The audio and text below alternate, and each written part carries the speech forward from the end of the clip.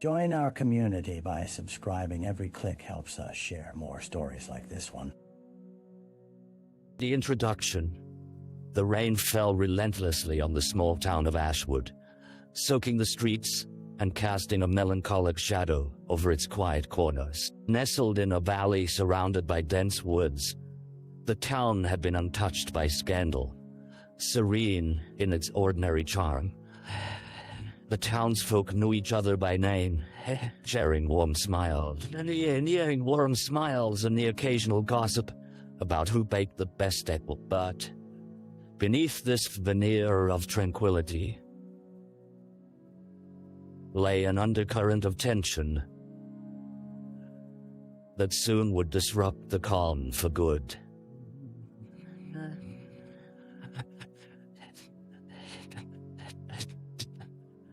The day began like any other, though a biting chill lingered in the early morning air. Officer Sarah Hargrove took her usual route through the heart of town, her patrol car crunching over leaves scattered across the pavement. Suddenly, her radio crackled to life, piercing the comforting silence. They all had come in reports of a body found near the riverbank, just beyond the edge of town. As she arrived at the scene, a sickening realization washed over her. Yellow police tape flanked the area, the stark colors a stark contrast to the lush greens of the surrounding foliage. Local teenagers, frequently known for their reckless curiosity, stood at a distance, their hands shoved in pockets, faces pale with shock. Sarah could already see the form lying face up in the mud, arms outstretched as if reaching for salvation that would never come. She approached cautiously, her heart pounding as each step drew her closer to the grim discovery. The man was in his late 40s, his clothing tattered and soaked through from the rain. His face, once full of life, now bore the unmistakable markers of crime and violence. This was not just a case for the local precinct. This was a tragedy that would forever alter the fabric of Ashwood. A community secluded for years in tranquil neglect would soon find itself at the epicenter of something dark and unforgiving, and the quest for answers would unravel the very threads of its existence, while maintaining an immersive tone. Have introduced the crime and its implications for the community to establish ongoing tension. Let me know if you would like to proceed with further chapters or any adjustments. The victim. The coroner's van rolled into the scene, its arrival punctuated by the low rumble of its engine. Officer Hargrove stood back, a measured distance from the unfolding investigation. The sight of the victim had shaken her, a jarring reminder of the fragility of life. The man, later identified as Nick Thompson, was someone the townspeople had seen, but likely never truly know. Nick had been a fixture in Ashwood for years, often spotted wandering the streets, his scruffy beard flecked with gray and his clothes worn from wear. His presence had become part of the backdrop of small-town life. The local recluse who paid for his coffee with loose change and exchanged pleasantries with the bakery workers, but never lingered long enough to form connections. That day, Nick lay lifeless, a figure whose story was abruptly cut short. As the medical examiner began the painstaking process of gathering evidence, Sarah recalled what little she knew about. There were murmurs, whispers about Nick's troubled past, a youth spent on the fringes of society. Some spoke of him as an artist whose broken spirit reflected his art, while others remembered the erratic behavior that surfaced only after the loss of his family in a tragic car accident years prior. The rain continued its relentless drumming, a fitting backdrop to the sorrow that permeated the air. Sarah's mind raced with the possibilities of what could have happened.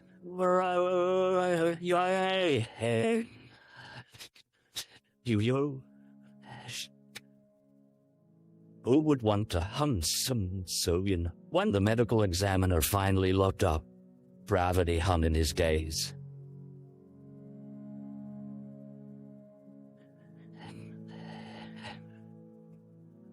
"It's a homicide," he stated, his voice heavy with the weight of truth.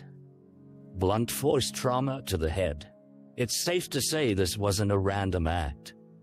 With that revelation, the idyllic shell of Ashwood cracked ever so slightly, leaving behind a chilling question that loomed large. Who killed Nick Thompson?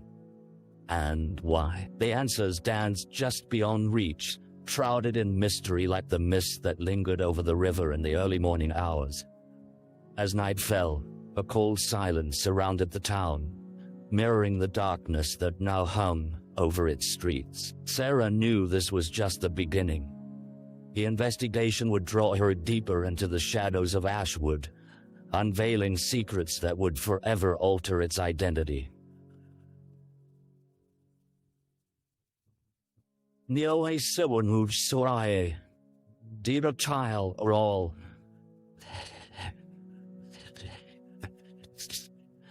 Wall. Chapter 2 dives into the victim's background, offering a layered perspective on his life while establishing the murder's implications. If you would like to continue or adjust any elements, please let me know. The crime scene. The body had been transported to the coroner's office, but the crime scene remained a pivotal focal point for investigators. The soft glow of the police lights illuminated the area like a stage, casting long shadows against the trees that stooped closer, as if eavesdropping on the unfolding drama. Officer Hargrove maneuvered through the makeshift barriers with her notebook in hand, taking in every detail. The river rafts were littered with twigs and debris and remnants of the recent rainstorm. Their once vibrant colors were dulled to an ashen gray, a foreboding symbol of something sinister at play. A few feet away from where Nick had been found, a small clearing attracted her attention. The grass bore different compressions, indicating a struggle had taken place. Struggle that was now etched into the very soil. Forensic teams bustled about, collecting samples and photographing the area with surgical precision. Sarah's eyes caught sight of an object partially buried near the lip of the bag. As she knelt to inspect it, her heart raced upon realizing it. It was a cell phone. Its screen cracked, but the device, otherwise intact. "Hey! Over here! Over here!" she called to one of the forensic specialists. The specialist approached, lifting the phone cautiously with gloved hands. "We'll need to extract the data," he replied, but his demeanor suggested an unspoken concern. Personal belongings often revealed hidden connections as they opened windows to the victim's life. They cleared the surrounding area, combing through the brush for anything that could aid them in piecing together the puzzle. A broken watch lay half buried in the mud, its shattered face stopping at 3:07 p.m.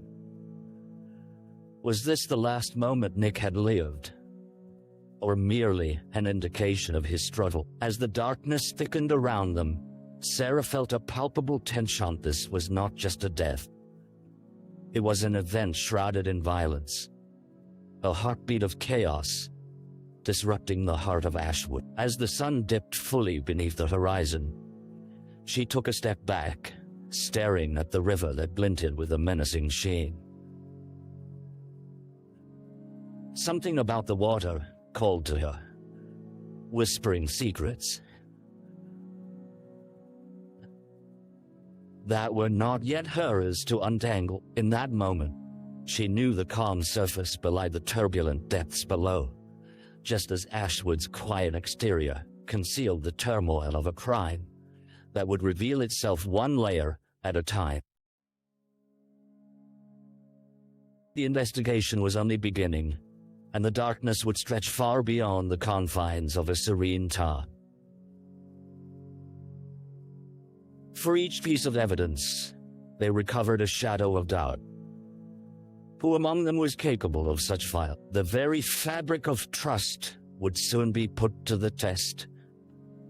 This chapter expands on the crime scene significance while introducing potential leads to the investigation. If you're ready to explore the next chapter, or if you'd like any adjustments, just let me know. The early investigation. With dawn breaking over Ashwood, pale light filtered through the trees, giving the town a fleeting sense of normalcy. However, the events of the previous day lingered like a storm cloud, and shock gripped the community. Officer Hargrove returned to the precinct, armed with the grim sense of purpose that comes with investigation. The world outside felt unchanged, yet she knew that beneath its surface, everything had shifted irrevocably. Gathering her fellow officers, they convened in the cramped conference room, its walls adorned with old newspaper clippings that seemed almost irrelevant now. "We need to develop a timeline," Sarah stated, her voice steady, as the faces around her mirrored her resolve. "Let's start with anyone who might have last seen Nick." The officers spread out across town like a web, each assigned to comb through approaches and perspectives. Sarah took the lead in interviewing locals, hoping that Nick's fragmented presence would spark conversations leading to insights. The first stop was Decker's Dinner, a familiar haunt of Nick's. The smell of freshly brewed coffee permeated the air as the bell jingled overhead. Regular patrons looked up from their meals. Their faces nodded with concern. Dara approached Betty, the waitress, who offered a knowing shrug when Sarah inquired about Nick. "Same old story, officer," Betty sighed, wiping down the counter. "He came in more often than not, just kept to himself. Last I saw him was Monday night. He seemed distracted." Sarah pressed, scribbling no. "No," Betty agreed, her brow furrowing. "But he mentioned something about a Matinga project of sorts. Said he was finally ready to share his work. He didn't say what it was, though." Intrigued, Sarah noted this revelation, a glimmer of hope that Nick may have had plans beyond survival. "Did he say who he was meeting?" Betty shrugged again, and Sarah could tell the urgency in her voice didn't quite resonate with the diner's other occupants. As she left, she felt a gnawing sensation in her gut. Was Nick's artwork intertwined with his death, or was it merely coincidence? The day wore on, filled with conversations that seemed to lead nowhere. Some residents were hesitant to speak, while others whispered suspicions, fueled by fear. As darkness approached once more, Sarah returned to the precinct, a worn stack of notes in hand, determination etched into her features. With each conversation, the picture began to clarify, yet the uncertainty loomed larger. The early investigation had ignited a fire within her. There were secrets hidden beneath the surface of Ashwood, and she would do everything to untangle them. The path forward remained clouded, but one thing was clear.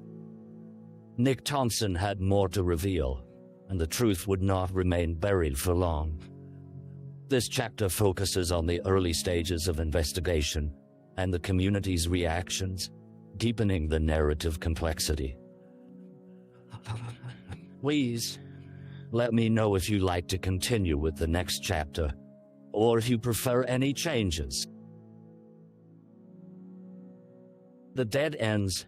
As the days turned into weeks, the shadows of Nick Thompson's murder enveloped Ashwood like a suffocating fog. The investigation, initially fueled by hope and momentum, found itself stymied by an unsettling realization. Dead ends lay just beyond every corner. Officer Sarah Hargrove felt the weight of this stagnation pressing upon her. Invisible fingers of frustration clawed at her gut. She paced the precinct's narrow halls, reviewing the stack of witness statements and leads. Each had yielded little more than whisperous rumors of dissociation from a man whose life revolved around the fringes of society. The diner patrons had little to add. Most only saw Nick as the transient character drifting through their lives. A few vague leads and the mention of a project had led nowhere. Seemingly, Nick's world was crafted from shadows and silence. Among the leads were a handful of names acquaintances Nick had been seen with, each offering a thread that led to dead ends. There was Carla, an artist who had once collaborated with him on a mural. She spoke of his unfulfilled dreams, but couldn't remember much beyond that. Gloria, a neighbor living in a nearby apartment, hadn't seen him in weeks. The distant police footage captured a passerby close to the river the night of Nick's death, but their features remained obscured, lost amidst the shadows. After several long evenings combing through Nick's social media profiles, Sarah uncovered unearthed photographs of artwork she had never seen. Unfinished blueprints knitted with vivid colors danced across his screen, each image telling a story of raw emotion, but offering no leads. What had driven him to create, only to retreat into the shadows once more? In the quiet solitude of her office, Sarah locked her gaze upon a canvas painted in jarring reds and blacks. A thump at her door pulled her attention away. It was Officer Leclerc who entered with a solemn expression. "What's the word?" he asked. Concern etched on his brow. "Nothing concrete," Sarah replied, frustration spilling over in her voice.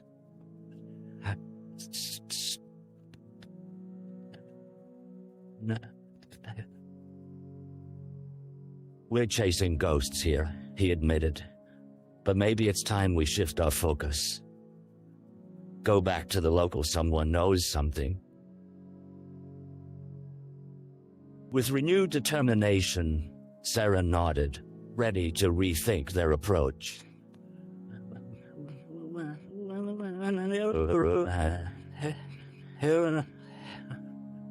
Maybe they needed to prod deeper into Ashwood's fabric, delve into voices silenced by fear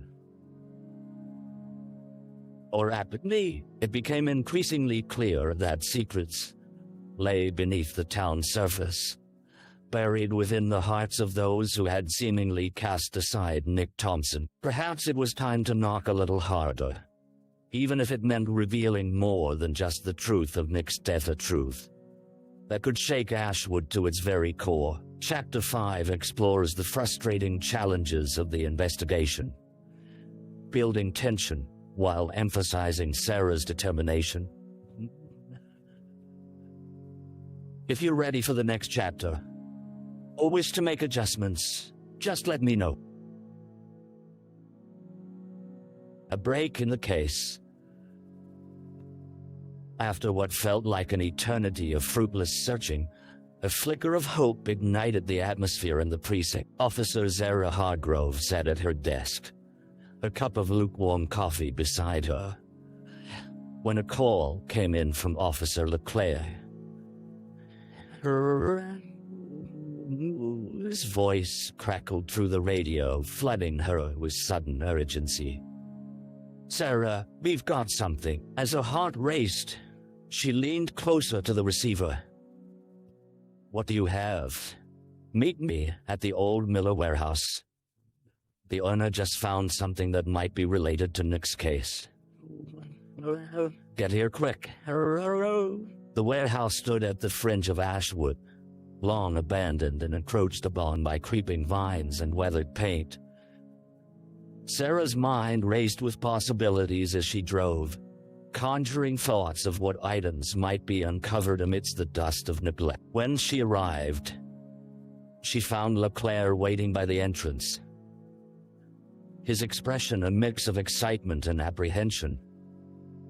Together, they stepped inside, the air thick with the scent of damp wood and rust. Shadows danced along the walls as beams of sunlight filtered through broken windows, illuminating decades of forgotten history. "Over here?" Leclerc whispered, leading her to a cluttered corner. Piles of debris surrounded a makeshift display of art, a series of pieces, each imbued with life and turmoil. As Sarah studied the canvases, her breath caught. One stood out among the rest, a piece reflecting a vivid crimson labyrinth, the emotion palpable and raw. Could this be the work Nick had mentioned, a project he felt ready to share? Leclerc pointed to a small weathered notebook lying beside the canvases. The owner found it tucked away. "It looks like it belonged to Nick." With trembling hands, Sarah pried it open, revealing pages filled with sketches, notes, and an array of names. Each entry detailed interactions with various individuals, a few familiar, others mere strangers. More importantly, one name repeated often: Carla, the artist who had spoken of collaboration. Let's pay her a visit, Sarah decided, excitement coursing through her. Maybe she knows more than she let on. They hurried back to the precinct, the day brightening with a sense of purpose. The potential breakthrough transformed the suffocating atmosphere that had haunted them for weeks. The possibility that Nick had left behind a trail of clues ignited a flicker of hope that perhaps the motive hiding within the enigma of his life, and ultimately his death, was within arm's reach. With a renewed sense of urgency, Sarah and Leclerc prepared to delve deeper into Nick's world, raising the stakes of the investigation. Each step brought them closer, not only to the identity of a killer, but perhaps the revelation of a man whose life had carved invisible paths through the hearts of those who remained.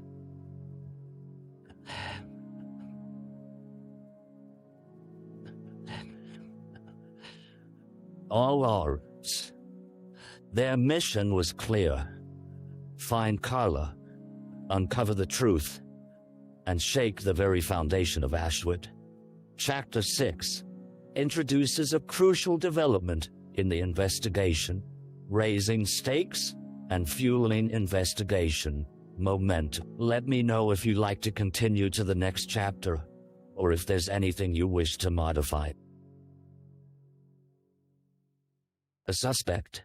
As the sun dipped low on the horizon, casting a warm, golden hue over Ashwood, Officer Sarah Hargrove found herself seated across from Carla, the artist whose name echoed through Nick's notebook like a silent specter. They met in the small studio that Carla had once shared with Nick, a cluttered space filled with unfinished canvases and scattered paints, the air thick with the scent of turpentine and creativity. Carla's brow lined with concern as she shifted in her seat, her fingers nervously caressing the rim of her coffee cup. "I didn't think Nick was in trouble," she began, her voice tremulous with apprehension. "I was just lost or possibly in too deep," Sarah replied, studying Carla's reactions closely. "The notebook he left behind suggests you two were working on something significant. Can you tell me more about that?" Carla hesitated, her eyes darting to the window as if searching for refuge in the fading light. It was a project about transformation, about pain, and healing. Nick poured everything into it, but he became obsessed. Sarah leaned forward, sensing the heaviness of each word hanging in the air. "Obsessed how?" He believed in the catharsis of art, but he was struggling. He had this idea that if he revealed personal truths, it could save him, give people a glimpse of who he truly was. Carla quickly added, but it seemed like he was pushing people away instead. I was worried, but I didn't know how to help him. What do you mean by pushing people away? I don't know. Carla's voice cracked, an edge of panic creeping in. He started talking about his past, things he had buried deep, and then he stopped showing up. Just vanished from the studio. Sarah mulled over Carla's words. Did he mention anyone who might cause him harm? Anyone who had a problem with him? Carla's gaze dropped to the table, shadows veiling her face. There was Billy, a mutual acquaintance. But I wouldn't say they were friends. Billy always had this aggressive side, and I sensed Nick was afraid of him. I told him to stay away. Sarah felt the pieces starting to fit together. Where can we find Billy? He frequents a bar on the outskirts of town. The Rusty Nail, Carla replied. But I'm not sure he would talk. He doesn't take kindly to cop.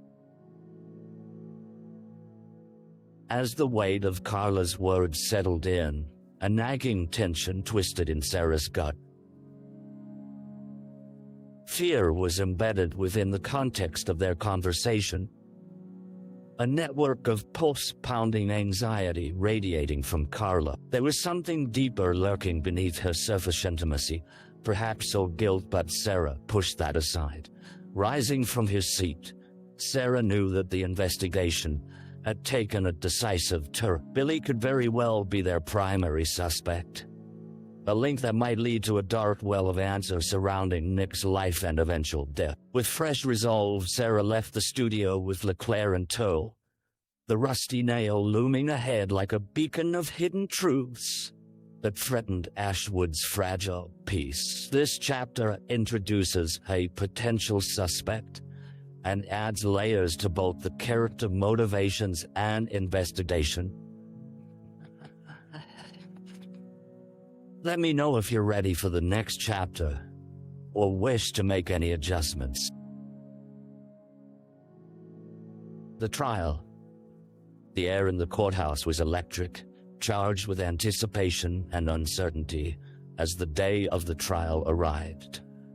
While Officer Sarah Hardgrove sat in the gallery, the polished wooden benches creaking beneath the weight of the anxious townspeople gathered to witness justice unfold. For Ashwood, this was not merely a court cassette, was an unveiling of the darkness that had crept into their very hearts. Billy Calhoun, once a familiar face at the Rusty Nail, now stood at the defendant's table, clad in a dark suit that seemed too tight for his wiry frame.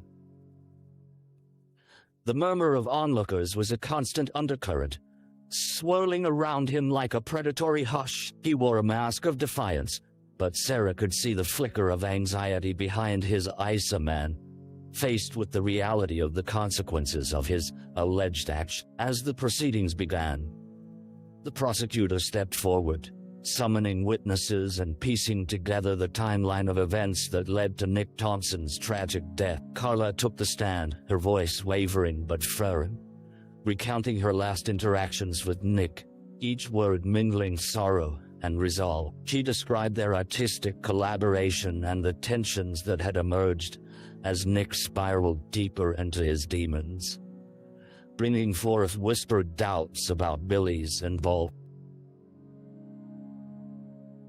In stark contrast, Billy's attorney crafted a narrative that painted him as an unassuming character fixture in a small town who had no reason to harm Nick. The defense sought to weave a story of coincidence and misunderstandings, creating a fog of doubt that shadowed the prosecution's case. Sarah shifted uncomfortably in her chair, listening as they brought up Billy's alibi the night of the murder. He claimed to have been at home, alone, but Sarah felt a swell of frustration. Billy's past, laden with aggression and resentment, couldn't be easily dismissed. She had witnessed the impact of his volatile nature firsthand.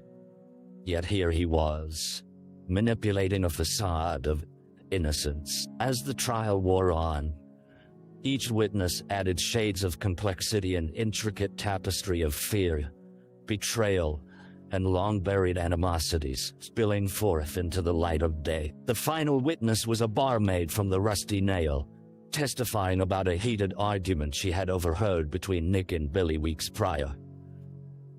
The courtroom fell silent, tension permeating the air like a thick fog. "Did you feel threatened by it, Billy?" the prosecutor asked, leaning forward.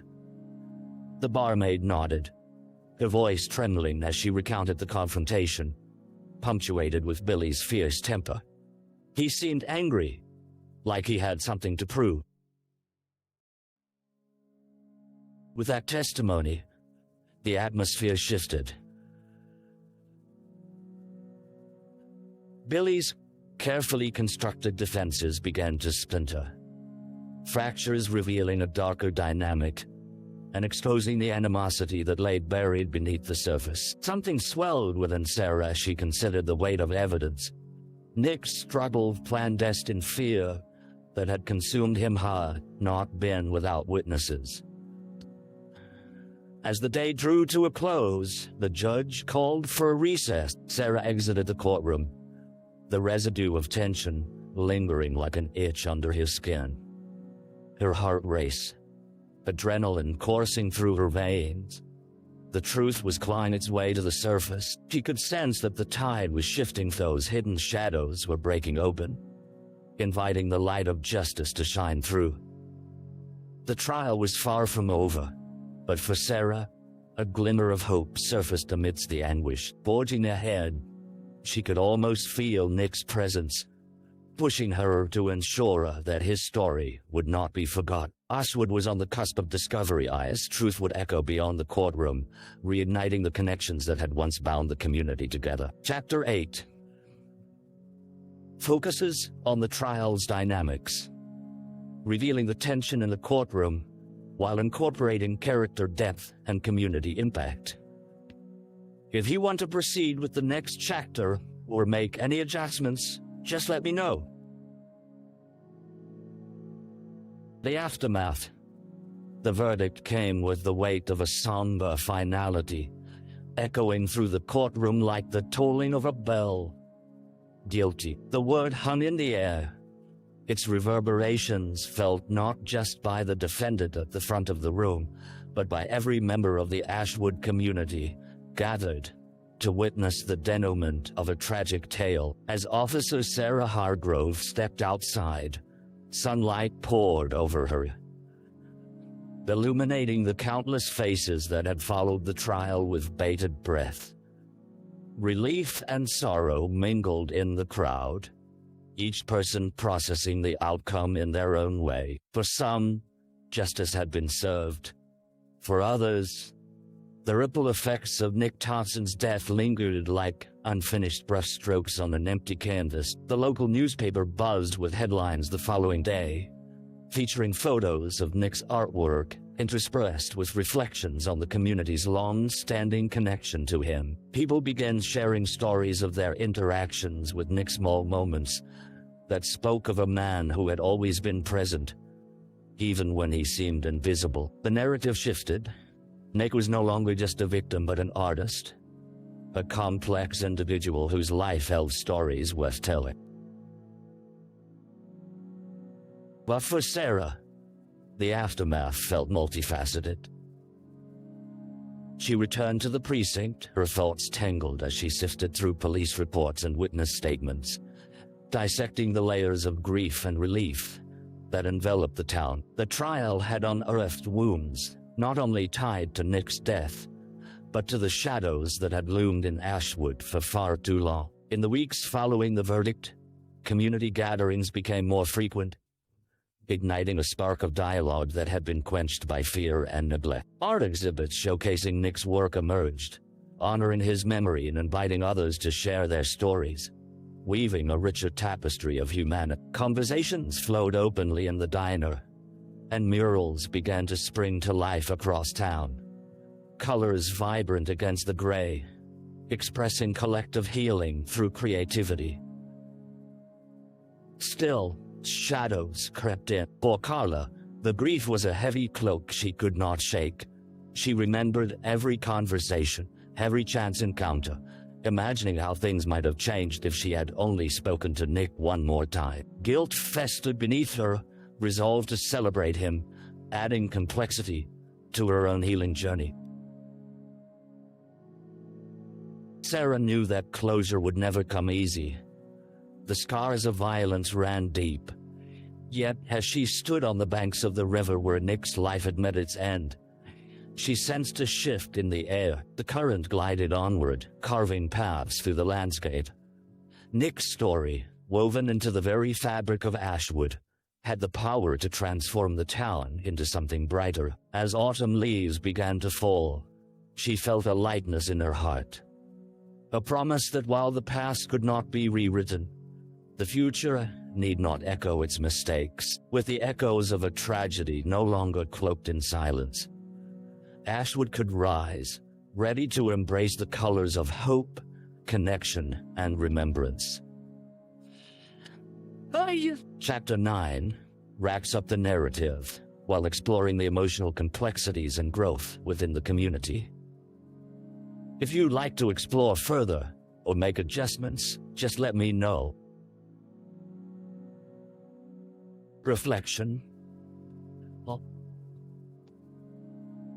As the months passed, the echoes of Nick Thompson's story interweaved into the very essence of Ashwood. Officer Sarah Hargrove often found herself reflecting on the journey through a long, twisted path toward truths that had revealed not only the heart-wrenching tragedy of one man's life, but also the intricate layers of the community she had sworn. While Billy Calhoun sat in prison for his crimes, Sarah understood that the emotional fallout permeated beyond the courtroom walls. The town now stood at a crossroads. The verdict had opened up dialogues about mental health, art as a form of expression, and the deep-seated connections between individuals. In evenings spent walking along the riverbank, she watched as townsfolk painted murals and hosted discussions about the importance of listening to one another, of understanding the silent battles hidden in plain sight. Each painting became a tribute to the struggles that many had faced yet could not voice. In a town often painted in the monochrome of routine, the colors of healing erupted from hidden places. With newfound vulnerability, folks shared their wounds, their stories enveloped around the holistic need for connection. Sarah knew that Nick's death had become a catalyst for change, though the grief lingered and melded into something transformative.